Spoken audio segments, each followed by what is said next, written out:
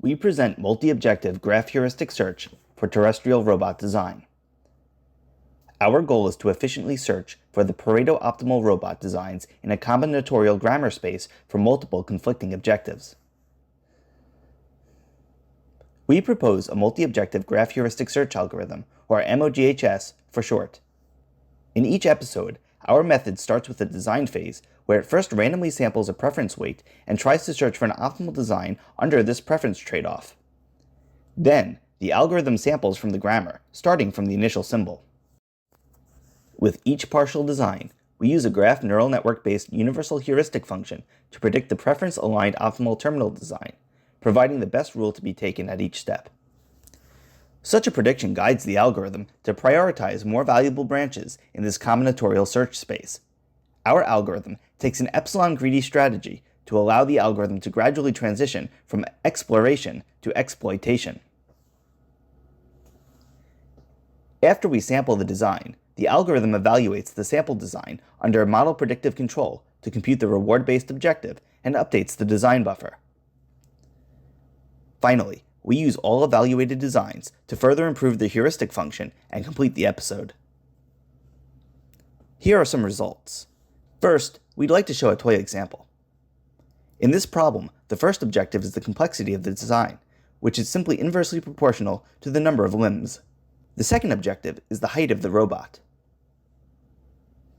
As visualized here, our algorithm is able to find a wide spectrum of robots, from the simplest single-cell robot all the way up to a complex but tall walker. Next, we'd like to use a more sophisticated example to demonstrate the efficiency of our algorithm. In this problem, the first objective is to navigate the slalom-like walls as quickly as possible, and the second objective is jumping height. Here in the left figure, we show the searching efficiency of our algorithm compared to other algorithms. Here, HV is the hypervolume of the optimized Pareto front, and in the right figure, we show the Pareto front discovered by the different algorithms. As can be seen, our method is not only able to find better performing Pareto optimal designs, but is also more efficient than baseline algorithms. Here are two robots discovered by our algorithm, whose structures are well designed for jumping but don't allow them to move forward.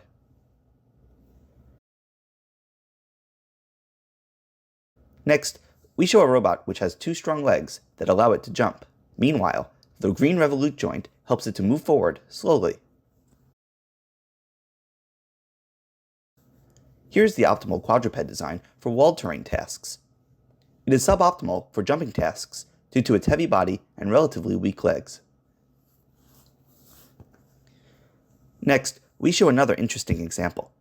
Both objectives are for flat terrain locomotion, but one with normal motors and the other one with weaker motors, which highlights locomotion in scenarios where power must be conserved.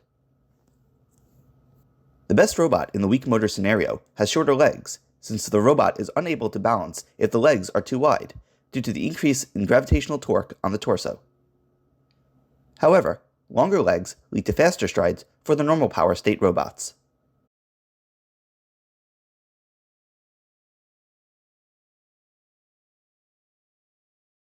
As a result, the best performing robot in the normal motor scenario has extremely long legs, which at the same time makes it unmovable in the low power state. Finally, we demonstrate a three-objective problem to show the generality of our method. In this problem, we have the flat terrain locomotion task and the jumping task as before. Furthermore, we have a third task, which measures the robot's ability and agility around the vertical axis. The results show that our method outperforms the random baseline algorithm.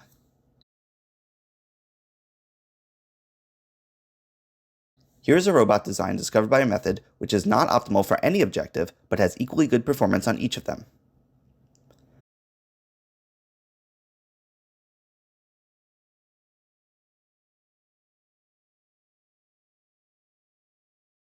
Finally, here are two interesting human-like robots found by our algorithm, which have high rewards on spinning tasks.